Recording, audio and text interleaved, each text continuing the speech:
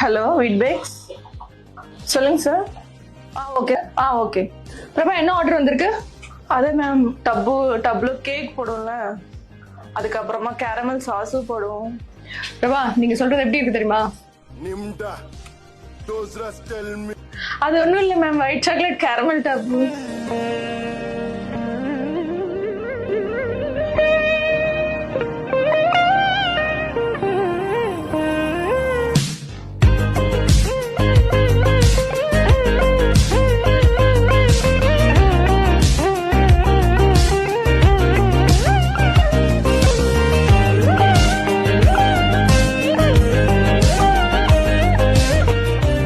White chocolate caramel ready.